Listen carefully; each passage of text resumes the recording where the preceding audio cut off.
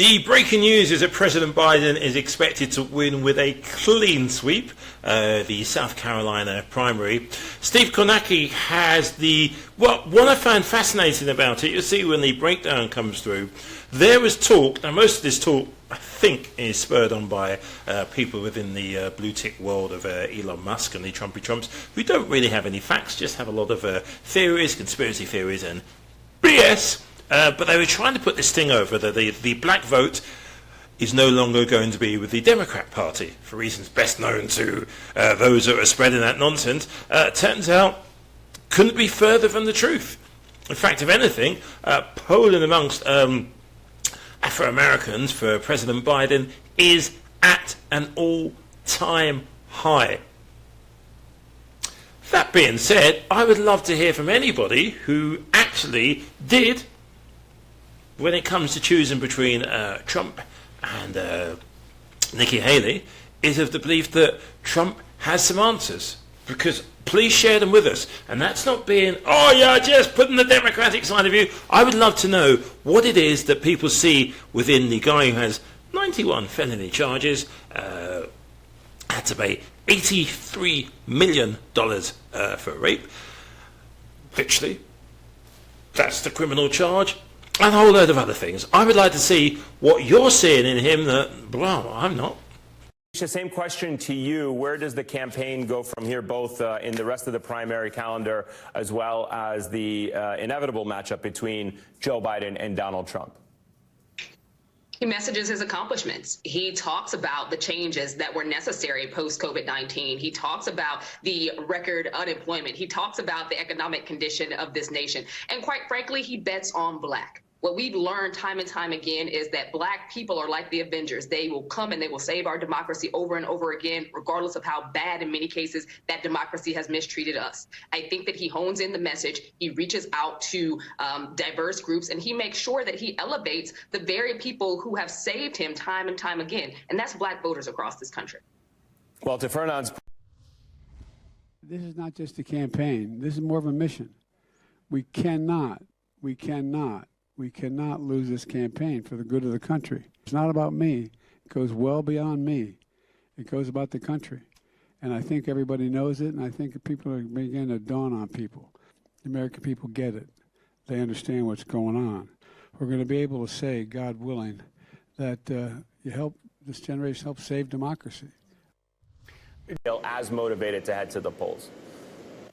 Yeah, this campaign knows we can't take any single voter for granted, particularly black voters who have been key to the Biden-Harris coalition and key to Democratic victories for years. And we're going to remind people of exactly what this administration has done on behalf of black communities across the country. Again, record low black unemployment under this administration, black wealth growing by 60% since before the pandemic, $7 billion into HBCUs. And we're going to communicate the contrast, right? We're going to talk about Donald Trump, who, when he was in president, we saw the damage he caused to black America. The only things that went up under Donald Trump's presidency for black folks was the unemployment rate and the uninsured rate. His tax cut, for example, gave double the benefit to the typical white household and the typical black household.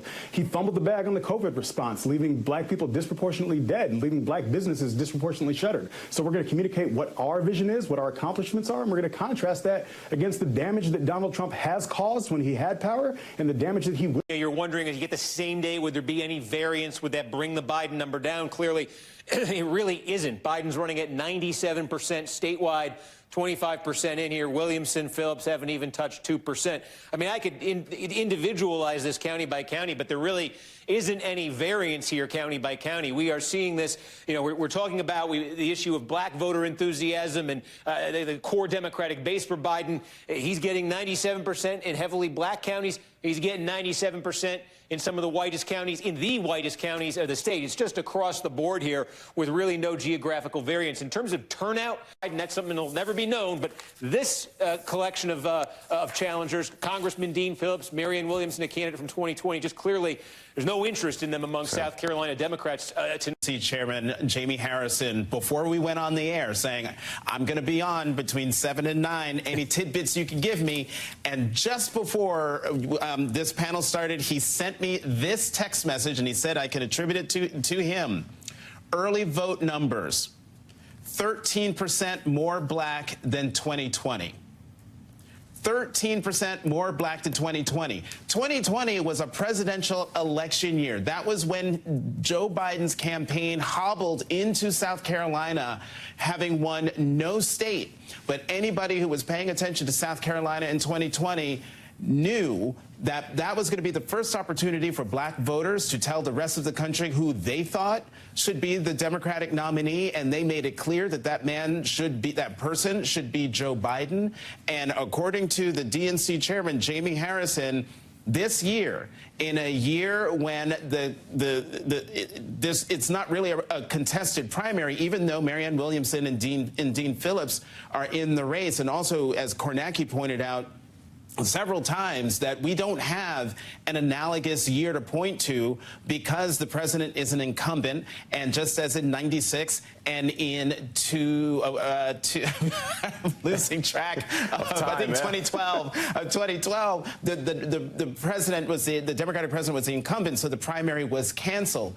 But the fact that in 2024, when the incumbent president has two challengers in a state where the black population is a huge chunk of the electorate in the Democratic Party, that he is getting 13% more of the black vote than tonight than he did in 2020, a presidential election year, sends a very clear message, I think, should send a very clear message to us in the press, it should send a clear message to folks in the Democratic Party, and it should send a message to the nation that President Biden is on firm ground when it comes to the foundation of the Democratic Party, and therefore the foundation of his support going into November. No, I'm really... And look at this. This was Biden's worst county in the 2020 primary. He only got 33% of the vote here. Tonight, he's just as unanimous for Biden so far in Pickens County, a gain of 62 points for him. And again, this is coming presumably largely overwhelmingly from white voters who were not on his side in the 2020 primary.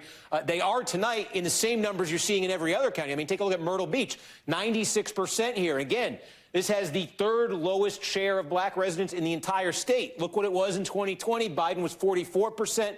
Tonight, near unanimous. Take a look. This is the second lowest share of black voters in the state. Biden didn't even touch 40% here 4 years ago. He's at 95% tonight. So at Rock Hill, this is York County. Again, this has a little bit higher, but still lower than the state average when it comes to the share of black voters. Again, you're just seeing the same number. There's 95, 6, 7 in every county right now. So we're going to wait on some more to get some of these majority black counties where you have a big share of the vote to come in. We can start talking about turnout and stuff. But I guess, besides the fact that Biden is just nearly unanimously winning this primary right now, the biggest growth we're seeing right now in his support, it's the same number every county in the state. That means white voters who were reluctant in 2020 and with Sanders or with Buttigieg or some of these other candidates, they're just as in line now, I think, as black voters are, at least in this primary.